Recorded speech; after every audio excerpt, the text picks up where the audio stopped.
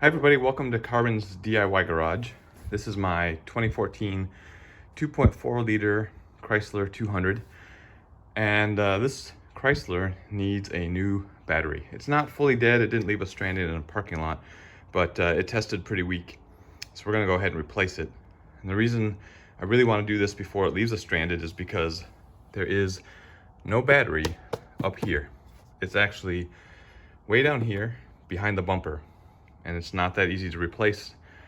Definitely not something you're going to be able to do in the AutoZone or O'Reilly parking lot. While we have to go in through the driver's side front fender well, the first thing I want to do is disconnect the remote negative terminal up here, so that way when I mess with everything on the battery, I don't have to worry about causing a short or connecting to the ground by accident and causing problems. I don't know if this is actually required for a battery changeout, but just to play it safe and because it's easy, I'm gonna go ahead and do that first. This is a 15mm socket to take this off. And this is your remote grounding point if you need to jumpstart the vehicle as well. So once you've got the nut off, you just pull this off and you put this smaller plastic loop over the thread there, tighten the nut down, and that way you're sure that it's not gonna drop and hit structure.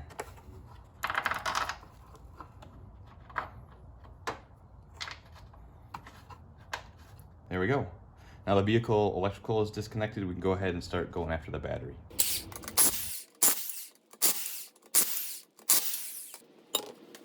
Now that we have the vehicle jacked up, the driver's side front tire removed, now we have to be able to pull back this fender liner. And to do that, we remove 1, 2 7mm or 5/16 socket bolts, and then also 1, 2, 3 plastic push pins, and that'll allow us to pull the fender liner back.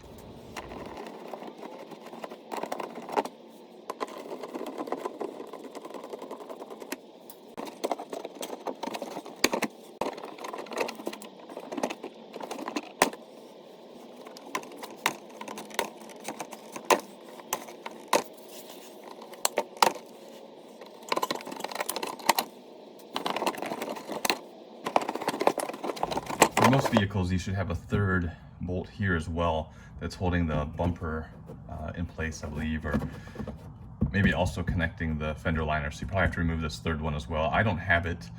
Instead, I have a Phillips head screw that's connecting this bumper to the actual fender itself.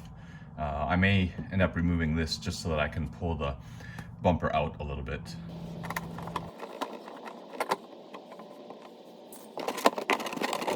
Up at the top of the fender liner are these 4, they look like small trim push pins. They're actually not. I think they're like plastic rivets or something. They will not easily separate. You probably would have to drill them out, so don't worry about those. Instead, once you get the fender released, you go ahead and just pull it back, and there is the battery. Just to give you the lay of the land, you're going to have to remove this bolt to allow this brace to swing down. There is a nut on the back side of that top anchor point, but I don't think you're supposed to remove that. You remove this, the brace should swing down. And then there's this bolt that allows you to remove the actual hold down that holds the battery in place. And then each of the terminals has that rusty nut where the wiring is actually connected to the terminal on the battery. Disconnect the positive and the negative, which is back there, with some extensions, and we should be able to pull the battery out. 13mm socket to get this bolt out.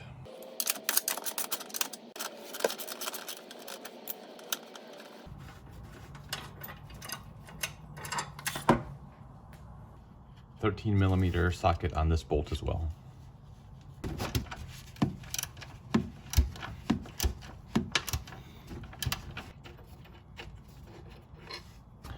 So this is an interesting little bracket. You're actually going to rotate this up towards the battery, and this bar is going to clip into this slot, and that will actually allow you, it'll unlock the other side of this bar that's behind the tab. I can't really point to it. And then you'll be able to lift up on this bracket and pull the whole thing apart. So first, the rotation.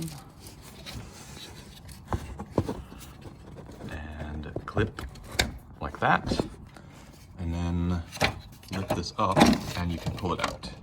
And the same thing when you put it back. You go at it at an angle like that, set it down, rotate this down, and then bolt it.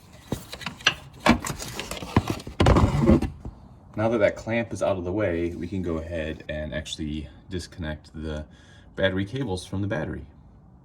So these are 10mm sockets that you're going to put on here. And I don't know that I'll be able to get a good camera view of it, but we'll try.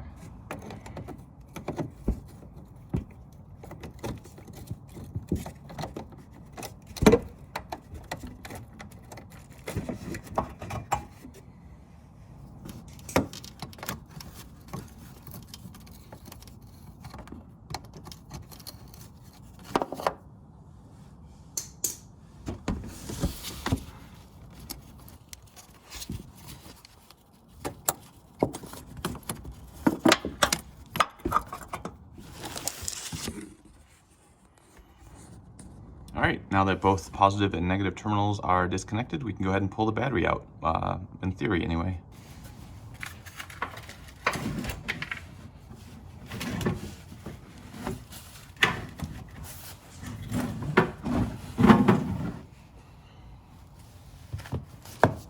With the battery out, you can do a quick look around, look for debris, leaves, any corrosion. Everything looks pretty good here. I'll just get the leaves out. Oh, and the battery tray,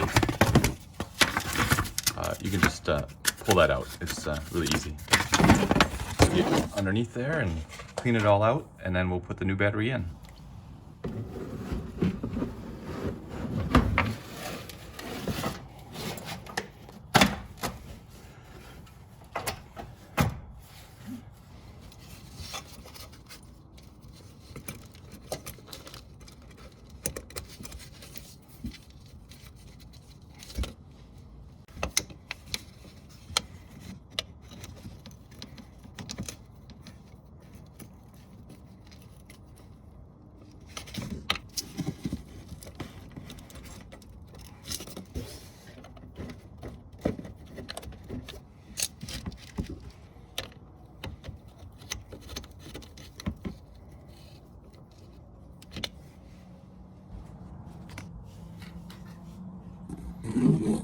Alright, so now we're going to go ahead and reinstall the hold down.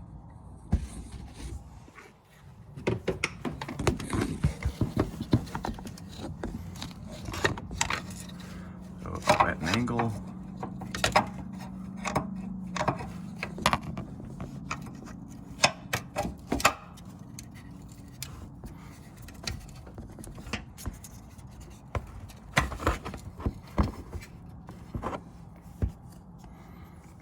So then we swing this arm down, and you can see that it's not up against the battery yet, and that's when we bolt it down here, it'll actually pull down on the battery.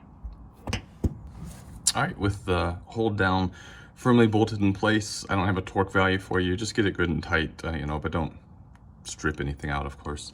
Just take one last look around. The negative is connected, the positive is connected. Both the cables here are they're free, they're not pinched. The hold down is firmly securing the battery in place. So we are all done putting the battery in. Now we're going to swing this brace up and close out the area.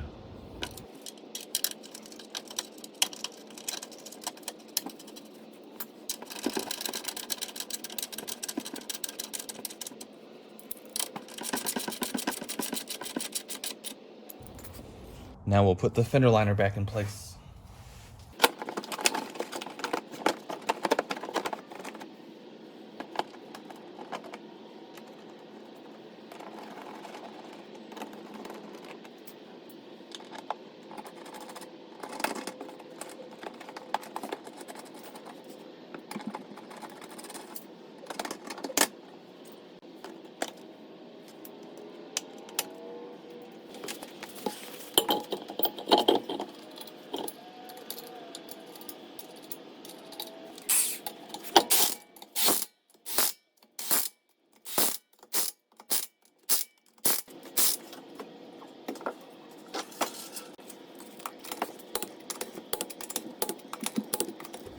All right, so the moment of truth. We're gonna take the negative terminal off here, put the actual negative terminal on the ground point, and hopefully we see some sparks and we know we've got a good battery.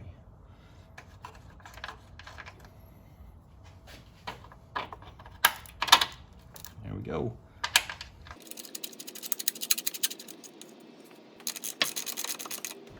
And to really know that it's working, when I open the door, we should see the odometer show up on the dashboard. And there it is. We have a good battery connection. Okay, the odometer is lit up. We know we've got a good connection with the battery. Let's go ahead and start it, make sure everything is working okay.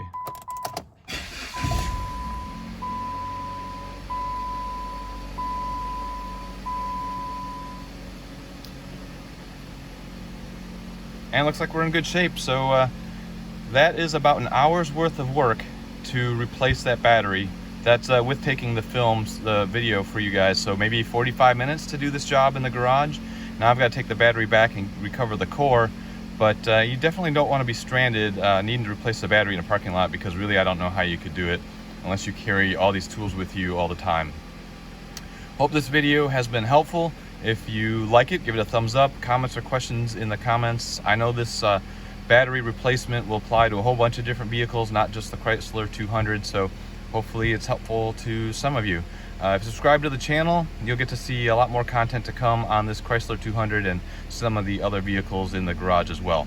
Until the next video, you guys take care and have a good one.